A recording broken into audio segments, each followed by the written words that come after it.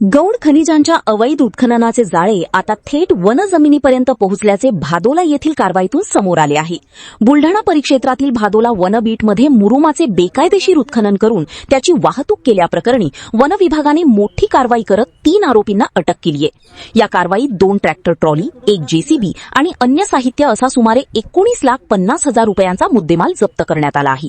भादोला बीटमध्ये वनजमिनीतून मुरुमाचे अवैध उत्खनन सुरू असल्याची माहिती वन विभागाला मिळाल्यानंतर उपवनसंरक्षक जमील शेख यांनी तातडीने कारवाईचे आदेश दिले। तपासादरम्यान गावातील नव्याने बांधण्यात आलेल्या सिमेंट रस्त्याच्या साईड पट्ट्यांसाठी वनक्षेत्रातून मुरुम काढण्यात आल्याचे उघड झाले।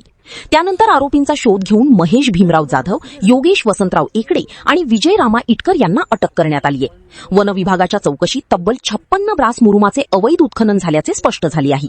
या प्रकरणी संबंधितांविरुद्ध वन कायद्यान्वये गुन्हा दाखल करण्यात आला असून पुढील तपास सुरू आहे। बुलढाणा वन विभागांतर्गत बुलढाणा वन परिक्षेत्रातील बुलढाणा वर्तुळातील भादोला बीटमध्ये फॉरेस्ट कंपार्टमेंट नंबर 523 मध्ये काही ठिकाणी अवैध उत्खनन होत असल्याची माहिती मिळाल्यावरून वन परिक्षेत्र अधिकारी बुलढाणा यांच्यासह त्या ठिकाणी गेले असता त्या ठिकाणी अवैध उत्खनन झालेले दिसून आले।